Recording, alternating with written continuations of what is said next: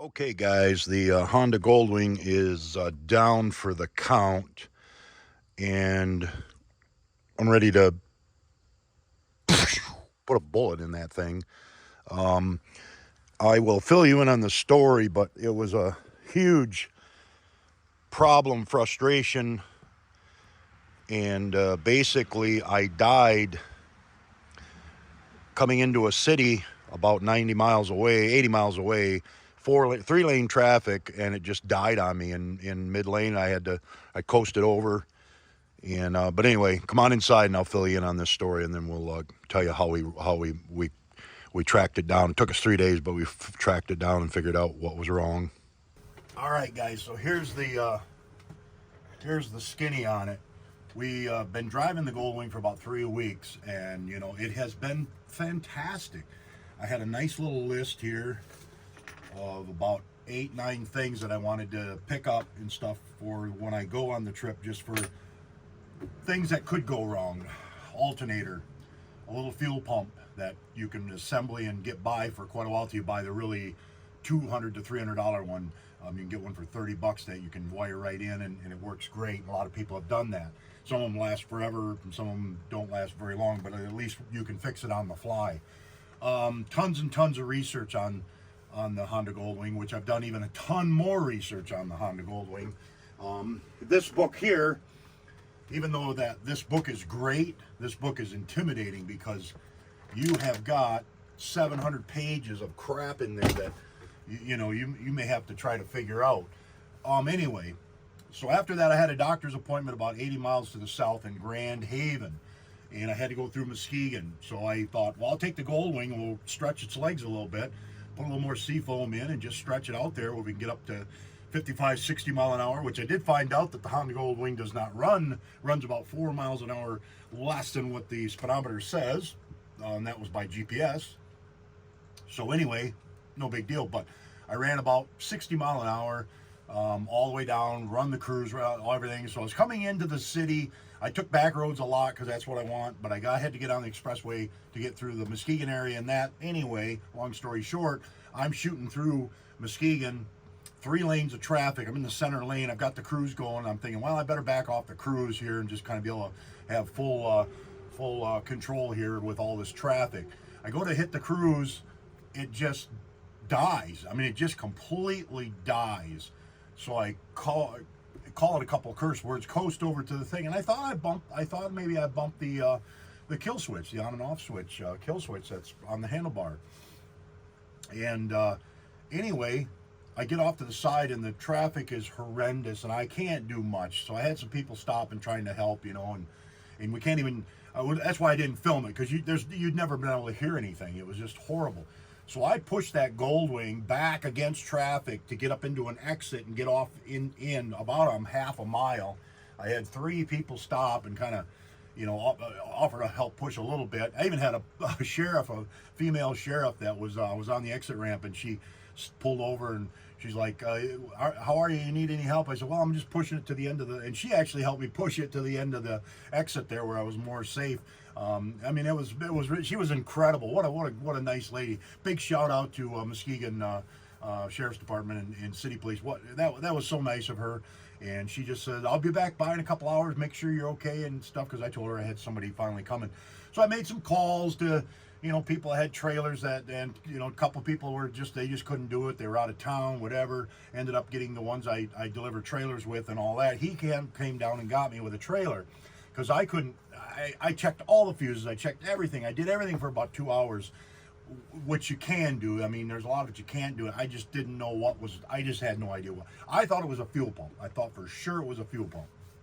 So I get back here home late, and it's been brutally hot and humid here. Not hot so much, just humid, and that just kills us here.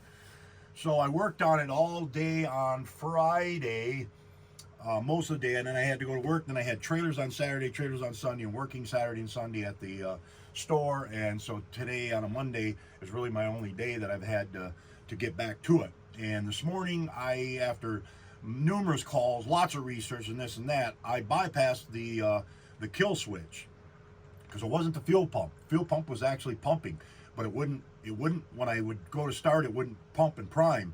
So somehow there was power getting to the kill switch, but never past that.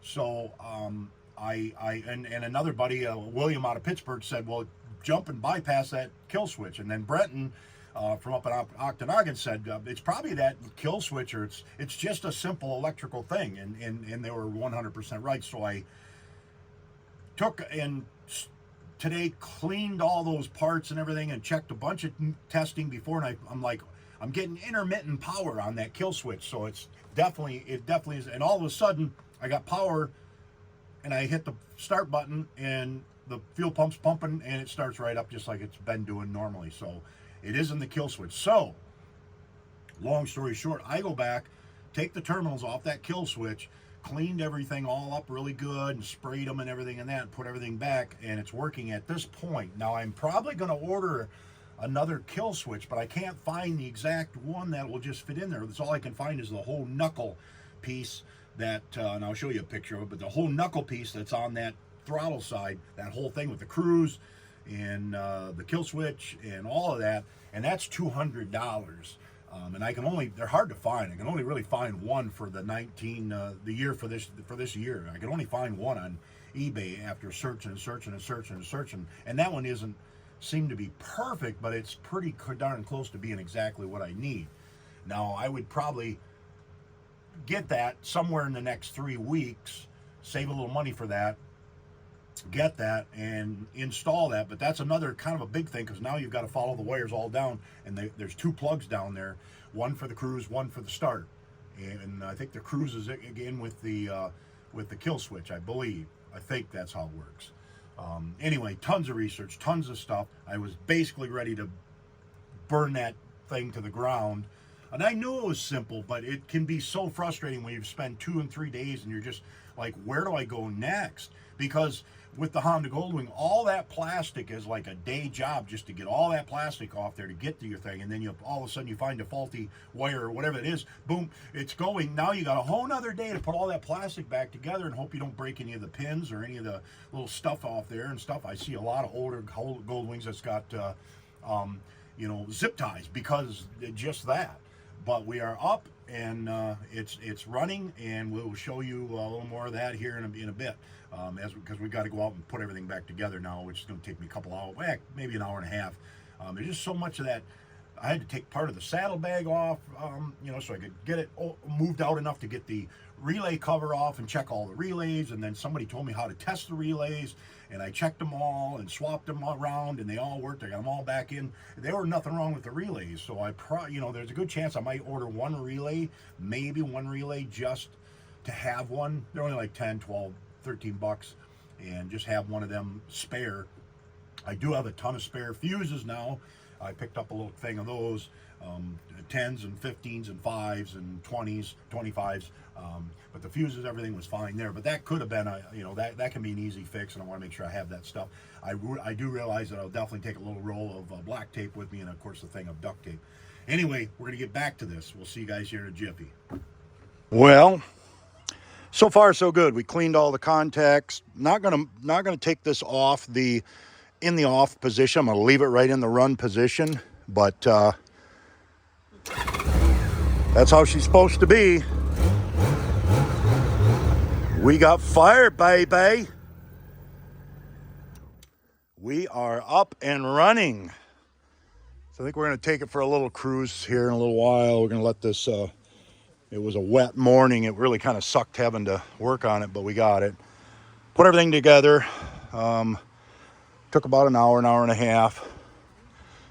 All right. Appreciate you guys out there rooting for me and giving me the kudos and the positives. Shout out to Brenton. Thanks for the help. Shout out to William in Pittsburgh. Thanks for the help. Shout out to Larry, my guy that I work with doing trailers. Shout out to him big time for coming and getting me. Friends, man. Friends are what it's all about. Ones you can rely on and ones that they can rely on you. All right, guys. Peace out. Subscribe. Watch this videos and get ready as we start continuing to prepare for the up-and-coming epic 20,000 mile trip.